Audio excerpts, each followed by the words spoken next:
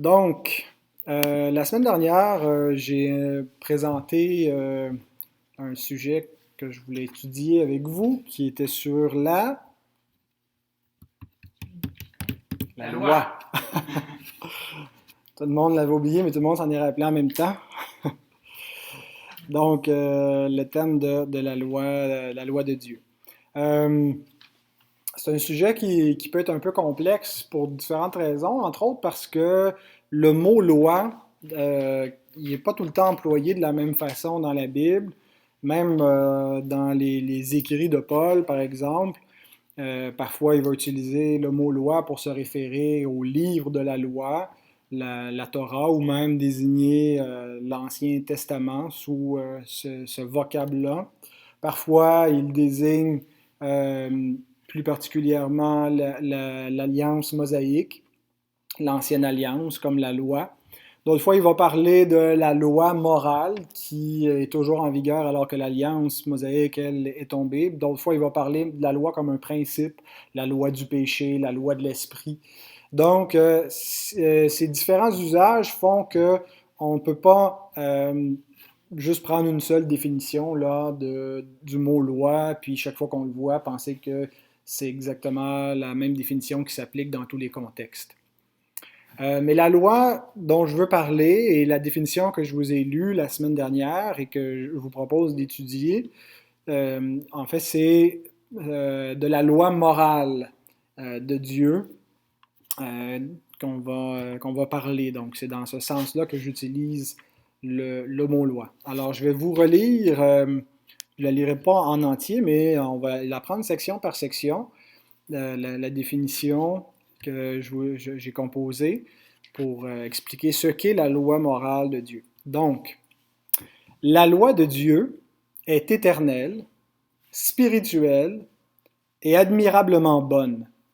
Elle reflète la perfection de Dieu. Alors, parfois dans nos milieux, on a une conception plutôt négative de la loi. La loi est venue comme quelque chose de temporaire, donc qui n'était pas éternel, qui est entré en cours de route dans l'histoire. Dieu a arbitrairement fixé une loi et il a demandé aux hommes de la garder. La loi était là pour condamner, pour que finalement un autre vienne l'accomplir à notre place. Et maintenant qu'il l'a accompli, on n'a plus besoin de la loi. Euh, donc, c'est pas du tout la compréhension que j'ai de la loi. Je pense pas que c'est ce que la Bible non plus nous enseigne de la loi. C'est une, euh, une application de différents thèmes de la loi, différentes fonctions de la loi et de la loi mosaïque ou de l'alliance mosaïque. Et puis, mais qu'on ne comprend pas la question de la loi dans son ensemble quand on comprend les choses ainsi. Donc, quelques versets pour soutenir les différents attributs ou adjectifs là, que j'ai donnés pour définir la loi, en disant qu'elle est éternelle, spirituelle, admirablement bonne et qu'elle reflète les perfections de Dieu, la perfection de Dieu. D'abord, dans les psaumes, si vous voulez ouvrir vos Bibles, le psaume 19,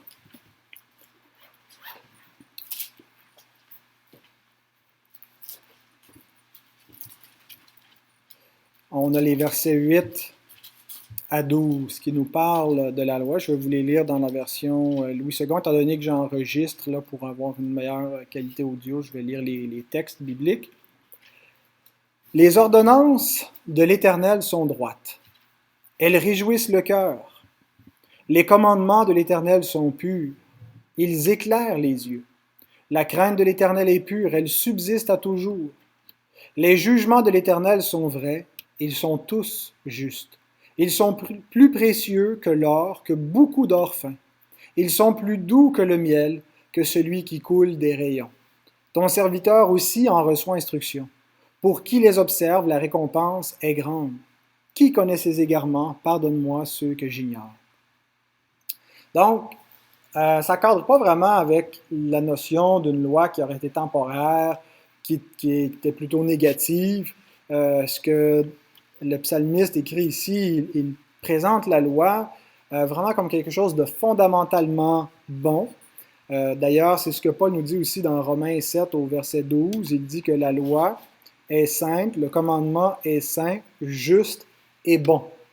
Et que, donc, ce qui est négatif dans notre perception de la loi, c'est pas dans la loi elle-même, elle n'a rien de négatif en elle-même, mais parce qu'elle représente le standard de la justice et que nous ne sommes pas dans ce standard-là, elle met en évidence quelque chose de mauvais en nous, qui est le péché. L'apôtre Jean nous dit que le péché, c'est la transgression de la loi. Donc, elle met en évidence notre péché et elle nous condamne. Et donc, à première vue, elle semble s'opposer à la grâce de Dieu, mais il n'y a pas de conflit entre la bonté de Dieu, entre son amour et tous les glorieux attributs de Dieu et sa loi, puisqu'elle reflète le caractère parfait de Dieu. Psaume 119, si vous voulez aller un peu plus loin, le plus long chapitre de la Bible. On lit au verset 142 de ce psaume.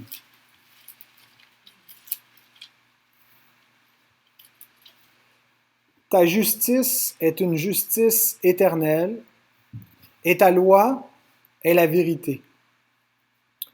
Donc, l'idée que la loi était quelque chose seulement un code légal historique et temporaire dans le contexte de l'ancienne alliance, cadre pas avec ce qui nous est dit ici, que la justice de Dieu est une justice qui est éternelle. Et il faut comprendre aussi la notion de justice comme un attribut divin, le caractère juste de Dieu. Et la loi est le reflet de cette perfection, de la parfaite justice de Dieu.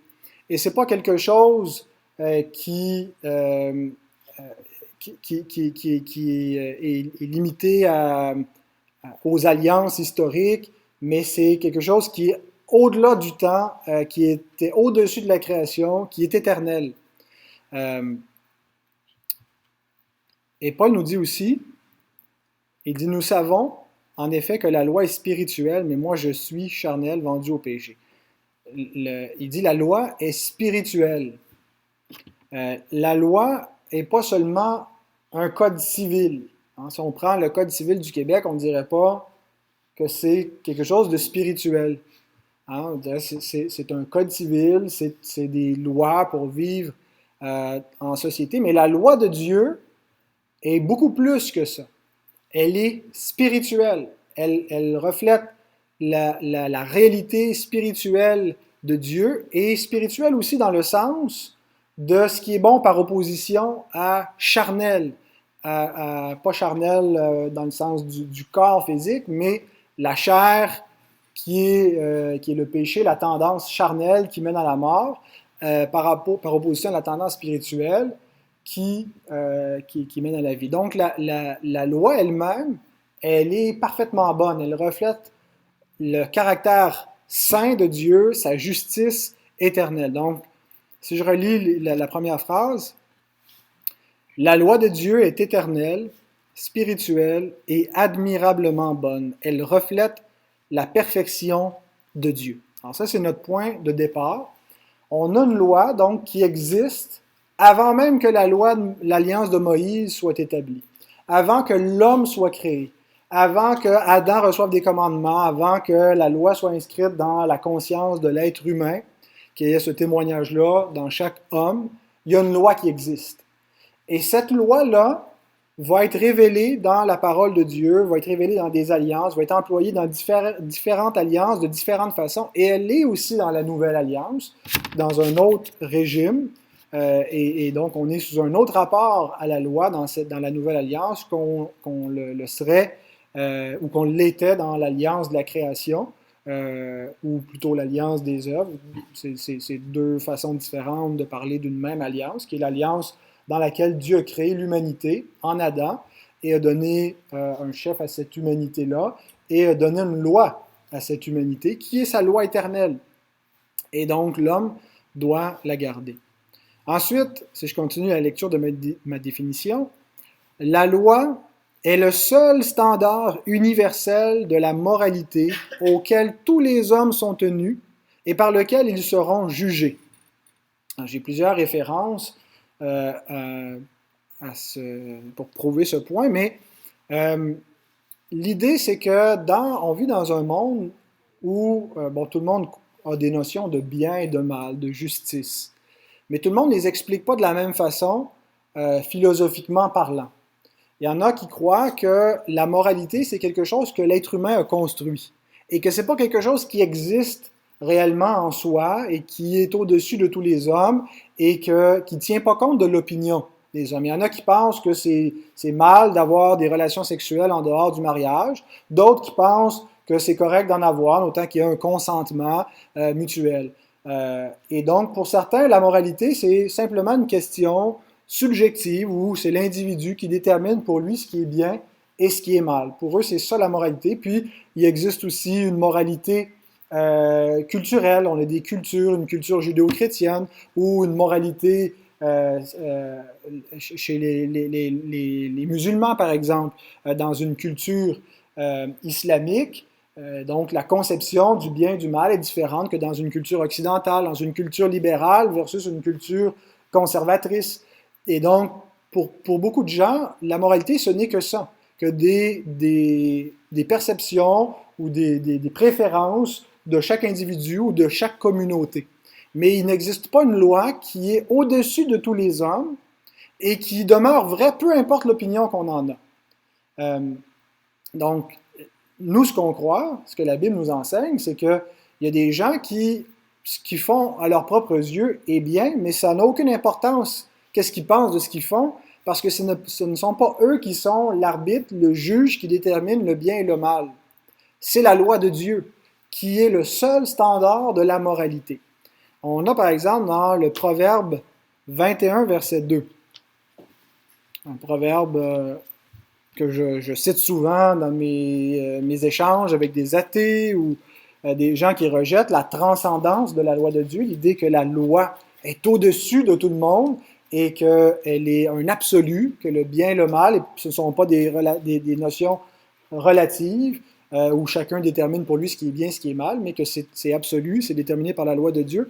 Il est écrit dans le Proverbe 21, verset 2, « Toutes les voies de l'homme sont droites à ses yeux, mais celui qui pèse les cœurs, c'est l'Éternel. » Alors, on voit que finalement, ça ne vient pas des existentialistes, cette idée que c'est chacun pour soi, détermine ce qui est bien, ce qui est mal. Déjà, au temps de Salomon, cette tendance dans le cœur de l'homme de penser qu'il est maître de ses voies, et c'est à lui de juger de ce qui est bien, ce qui est mal pour lui-même.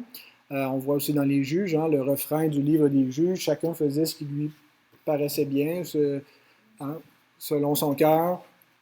Mais donc, celui qui pèse les cœurs, celui qui juge de ce qui est vraiment objectivement bien ou mal, c'est pas l'homme, c'est Dieu.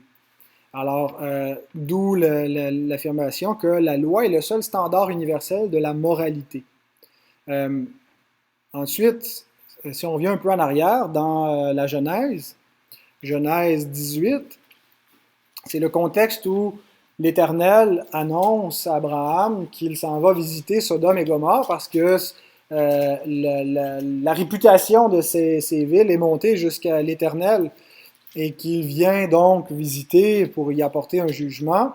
Et donc Abraham intercède en disant « Mais si tu trouves 50 justes, vas-tu faire périr les justes avec les méchants? » Et là, c'est là qu'on lit au verset 25, Genèse 18, 25, « Faire mourir le juste avec le méchant, en sorte qu'il en soit du juste comme du méchant. Loin de toi cette manière d'agir, loin de toi, celui qui juge toute la terre n'exercera-t-il pas la justice? » Donc, l'idée, c'est pas simplement qu'il y a un standard absolu, mais c'est que les hommes sont tenus d'obéir à ce standard. Qu'ils le savent ou qu'ils ne le savent pas, qu'ils l'acceptent ou qu'ils ne l'acceptent pas, ça peut ne pas faire leur affaire. Dieu est le juge, il est le législateur en chef, il est le seul législateur, le seul roi qui a déterminé la loi de sa création, et non seulement il l'a déterminée, mais c'est lui aussi qui la met en force, qui va l'appliquer, qui va juger les hommes par cette loi. On lit aussi dans Psaume 96, au verset 13, donc un rappel que Dieu va juger devant l'Éternel, car il vient pour juger la terre, et il jugera le monde avec justice et les peuples selon sa fidélité. Psaume 96, 13. Si Dieu n'exerce pas la justice, si Dieu laisse l'injustice demeurer impunie, Dieu commet lui-même une injustice. Et Dieu ne peut pas ne pas lui-même se conformer aux standards de sa propre justice.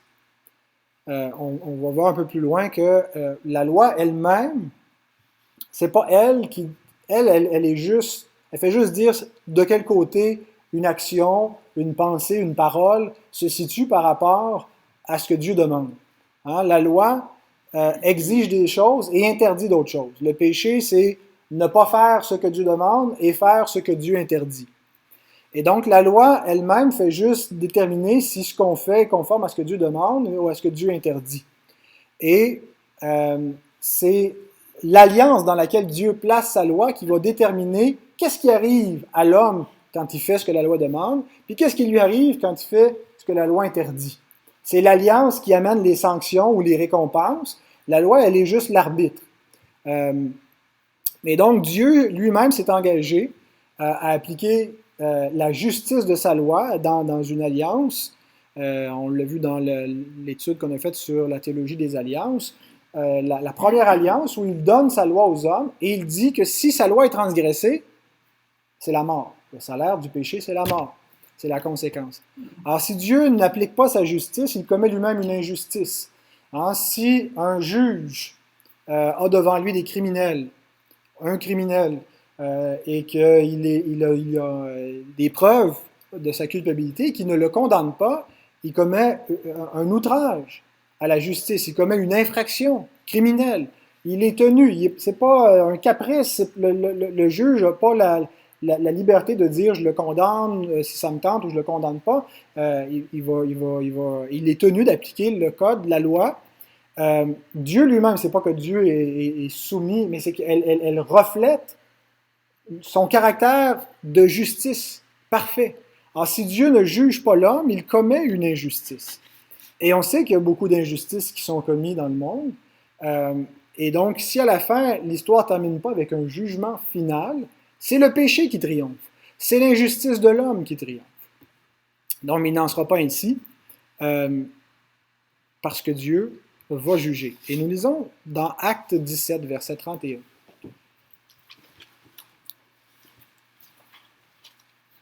Il y a un appel à la repentance qui est fait aux hommes qui entendent le discours de l'apôtre dans le contexte d'Acte 17, et il ajoute « Parce qu'il a fixé un jour où il jugera le monde selon la justice. » Il va juger le monde selon quoi? Selon la justice. C'est quoi la justice? C'est un standard absolu de la moralité auquel tous les hommes sont tenus. C'est sa loi. Par l'homme qu'il a désigné, ce dont il a donné à tous une preuve certaine en le ressuscitant des morts. C'est Christ qui, à la fin, va être l'administrateur de cette justice-là. Parce que c'est lui qui a accompli la justice de Dieu, et c'était inclus, c'était, si vous voulez, une des clauses de l'alliance entre le Père et le Fils, d'aller accomplir l'œuvre qu'il a accomplie, et qu'il recevrait un peuple, et qu'il recevrait aussi le jugement sur toutes les nations que Dieu a créées, qu'il remplacerait Adam, finalement, dans son rôle de gardien de la création de Dieu, et que le psaume 8, où on lit que Dieu a placé toutes les œuvres de ses mains, la lune et les étoiles, sous la gouverne de l'homme. C'était vrai initialement avec Adam, et Adam a chuté, mais cette réalité-là est récupérée par le Christ, et donc il devient le dernier Adam auquel toute la création est soumise et qui va administrer la justice. Et donc ça fait partie de notre évangile, que le Seigneur Jésus va appliquer la justice. On présente souvent l'Évangile simplement comme l'élément, la bonne nouvelle, le salut, en oubliant que l'Évangile, c'est Christ est Seigneur. Et qu'est-ce que ça veut dire? Ça veut dire que c'est lui qui est le juge de la création et on appelle tous les hommes, repentez-vous. Parce que le Seigneur, Dieu a donné un Seigneur à cette création. Et il a dit qu'on devait tous s'incliner devant lui, c'est lui le roi, embrasser le Fils de peur que sa colère n'éclate, hein, et qui ne vous condamne.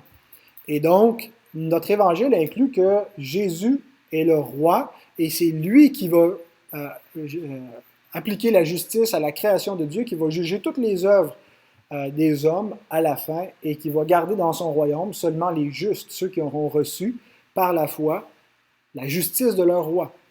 Donc ceux qui le rejettent seront condamnés. Romains 3, 19 nous dit aussi,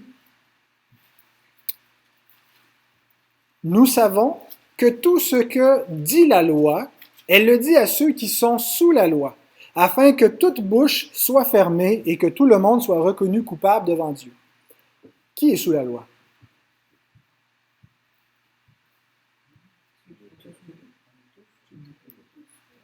Je suis tout à fait d'accord avec vous. Tous les hommes sont sous la loi. Mais est-ce que tous les hommes étaient dans l'alliance mosaïque? Non. Hein? C'était seulement le peuple juif qui était dans cette alliance-là. Ce que Paul nous montre, c'est que même, et dans le contexte de cette épître-là, même les païens qui n'ont pas reçu cette alliance, qu'on appelle l'alliance de la loi, étaient liés par la loi, étaient sous la loi sans être dans l'alliance mosaïque, parce qu'ils sont dans une autre alliance avec Dieu, qui est l'alliance qui a été faite au commencement en Adam. Et donc, tous les hommes, juifs ou non, sont liés par la loi, afin que toute bouche soit fermée et que tout homme soit reconnu coupable devant Dieu. Donc, il n'y a personne qui est exempté, il n'y a personne qui échappe à cette réalité-là. Et c'est important de comprendre ça parce que trop souvent, on a lié la loi avec Moïse, et puis là, quand on lit ces textes-là, on ne comprend pas tellement comment, qu'est-ce que ça veut dire, on n'est plus sous la loi, on est rendu sous la grâce, et puis ça voulait dire qu'on était sous l'alliance mosaïque avant. On n'a jamais été, nous, sous l'alliance mosaïque comme païens. Donc, et ça vient complètement redéfinir ce qu'est l'alliance mosaïque, sa nature, sa portée, son contexte très limité au peuple juif, aux descendants physiques d'Abraham. Et donc, ce n'était pas une alliance qui était universelle, mais était là simplement pour pointer vers d'autres réalités. C'était plutôt une alliance typologique, c'est un mot qui vous dit rien, une alliance parabole, si vous voulez, qui en elle-même pointait vers les réalités célestes sans être elle-même la réalité céleste. 2 Corinthiens 5,10 nous dit « Car il nous faut tous comparaître devant le tribunal de qui? De Christ. » C'est Christ qui va être le juge final, afin que chacun reçoive selon le bien ou le mal qu'il aura fait étant dans son corps. Et dernière citation, c'est 1 Jean 3,4, je l'ai paraphrasé tantôt.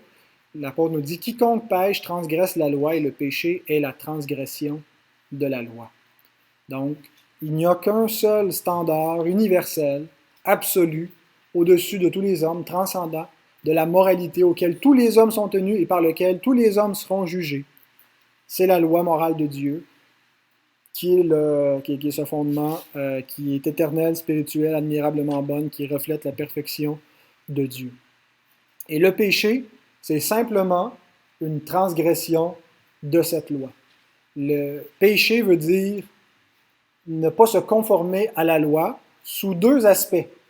Pas seulement dans ce qu'elle interdit, la loi interdit des choses, tu ne tueras point, mais la loi exige des choses. Tu aimeras le Seigneur ton Dieu. Tu aimeras ton prochain comme toi-même.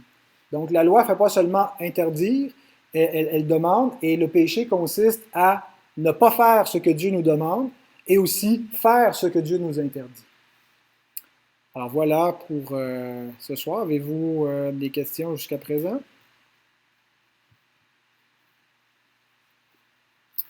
Parfait.